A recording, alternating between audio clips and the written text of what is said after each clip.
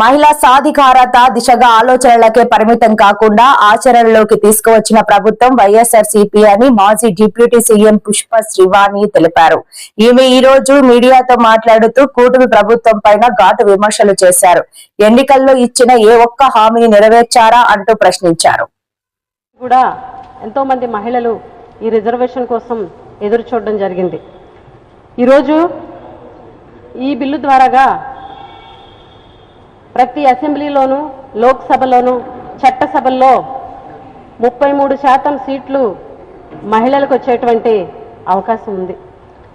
ఈరోజు దేశంలో కానీ రాష్ట్రంలో కానీ మహిళల పరిస్థితి గురించి ఒక్కసారి మనం మాట్లాడుకుంటే ఈ దేశంలో జనాభాలో 50% మహిళలే ఉన్నటువంటి పరిస్థితి ఉంది. అలాగే కార్మిక శక్తిలో 40% మహిళలు ఉన్నారు. అలాగే ఐటీ రంగంలో 34% మహిళలు ఉన్నారు. అలాగే విద్యారంగంలోని, ఉద్యోగ రంగంలోని, వ్యాపార రంగంలోని అన్ని రంగాల్లో కూడా మహిళలు వాళ్ళ సత్తాని సమర్థతను చాటుకుంటున్నప్పటికీ కూడా ఇప్పటికీ చట్టసభల్లో 14% దాటి మహిళలకి అవకాశం రానటువంటి పరిస్థితి మనం ఇప్పటి వరకు చూసాం.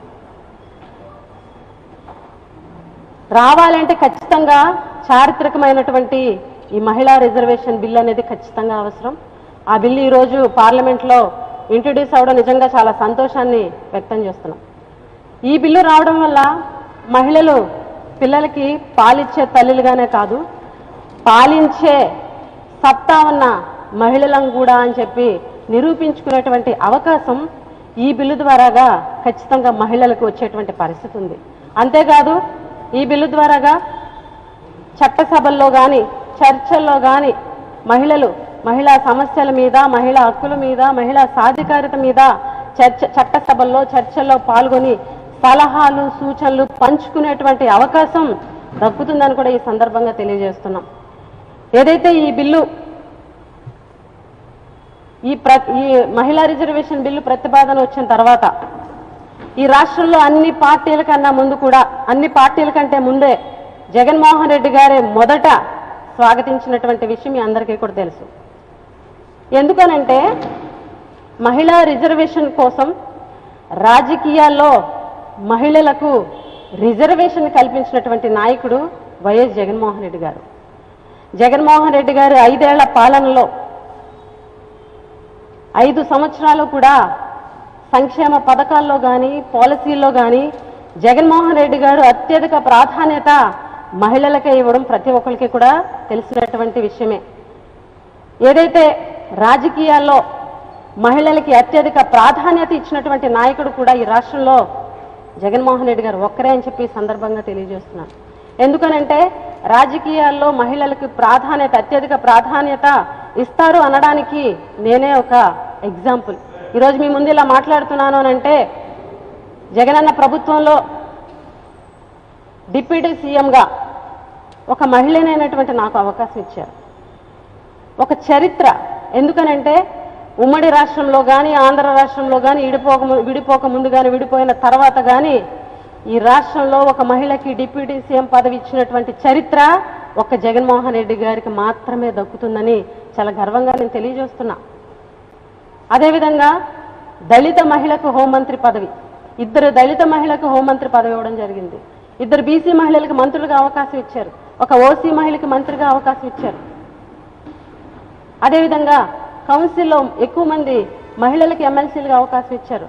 ఒక కౌన్సిల్కి డిప్యూటీ చైర్మన్గా మహిళకి, అది కూడా ముస్లిం మహిళకి అవకాశం ఇచ్చినటువంటి నాయకుడు వైఎస్ జగన్మోహన్ రెడ్డి గారు అని చెప్పి మేము గర్వంగా తెలియజేస్తున్నాం. ఈరోజు ఈ కూటమి ప్రభుత్వంలో కూడా ఒక దళిత మహిళకి హోంమంత్రి ఇచ్చారు అని అంటే అది ఖచ్చితంగా జగన్మోహన్ రెడ్డి గారి ఆలోచనలో పుట్టినటువంటి నిర్ణయం అని చెప్పి మేము గర్వంగా ఈరోజు తెలియజేస్తున్నాం. జగన్మోహన్ రెడ్డి గారు రాజకీయాల్లో మహిళలకి ప్రాధాన్యత ఇస్తూ రాజకీయ పదవుల్లో 50% రిజర్వేషన్ 50% అవకాశాలు మహిళలకు ఇవ్వాలని చెప్పేసి రిజర్వేషన్ చేసి చట్టాలు చేసినటువంటి గొప్ప నాయకుడు జగన్మోహన్ రెడ్డి గారు. అంతేకాదు మహిళా సాధికారత కోసం జగనన్న ప్రభుత్వంలో జగనన్న అమ్మఒడి కానీ వైఎస్ఆర్ చేయూత కానీ అదేవిధంగా ఫీజు రియంబర్స్మెంట్ పథకం కానీ, వైఎస్ఆర్ ఆసరా కానీ, 31 లక్షల ఇళ్ల పట్టాలు కానీ, అలాగే 21 లక్షల మంది అక్కచెల్లెలకి పక్కా ఇల్లులు నిర్మించడానికి శ్రీకారం చుట్టడం కానీ, అదేవిధంగా మహిళల రక్షణ కోసం, మహిళల భద్రత కోసం దిశ చట్టాన్ని తీసుకురావడం కానీ, దిశ చట్టాన్ని అమలుపరిచి అందులోనే ఉన్నటువంటి అంశాలని దిశ పోలీస్ స్టేషన్ కానీ, దిశ యాప్ కానీ, దిశ పెట్రోలింగ్ వెహికల్స్ కానీ, అదేవిధంగా మహిళలకి ప్రత్యేక ఫాస్ట్ ట్రాక్ కోర్టులు కానీ ఇవన్నీ కూడా పెట్టి మహిళలకి రక్షణ కల్పించినటువంటి, మహిళల రక్షణ కోసం అడుగులేసినటువంటి ప్రభుత్వం జగనన్న ప్రభుత్వం అని చెప్పి గర్వంగా తెలియజేస్తున్నాం. ఈరోజు ఈ బిల్లు ప్రతిపాదన వచ్చిన దగ్గర నుంచి కూడా అందరికంటే ముందే, అన్ని పార్టీల కన్నా ముందే జగన్మోహన్ రెడ్డి గారు మద్దతు పలకడం, స్వాగతించడం మీరు అందరూ చూశారు. జగనన్న ప్రభుత్వంలో 5 ఏళ్లలో ఏం జరిగిందో మీకు మచ్చుకు చెప్పడం జరిగింది. అటువంటి జగనన్న పాలన కూడా ఈరోజు ఈ కూటమిలో ఉన్నటువంటి పెద్దలు, ఈ కూటమిలో ఉన్నటువంటి ఎంపీలు, ఎమ్మెల్యేలు, మంత్రులు విమర్శించేటువంటి పరిస్థితి. ఇంత చారిత్రాత్మకమైనటువంటి మహిళా రిజర్వేషన్ బిల్లు ప్రవేశపెట్టిన సందర్భంలో కూడా రాజకీయాలు చేస్తూ జగనన్న గురించి, జగనన్న ప్రభుత్వం గురించి ఈరోజు పార్లమెంటులో చాలా దారుణంగా మాట్లాడేటువంటి పరిస్థితిని చూసాం. ఈరోజు ఇదే కూటమిలో ఉన్నటువంటి పెద్దలకి, నాయకులకి, ప్రతి ఒక్కరికి, ప్రజాప్రతినిధులకు కూడా ఈరోజు మేము డేటాతో కలిపి చెప్తాం జగనన్న ప్రభుత్వంలో ఏమేమి చేశాం. జగనన్న ప్రభుత్వంలో ఈరోజు చట్టసభల్లో 33% మహిళలకు రిజర్వేషన్ కోసం ఈరోజు పార్లమెంట్లో బిల్లు ప్రవేశపెట్టడం జరిగింది.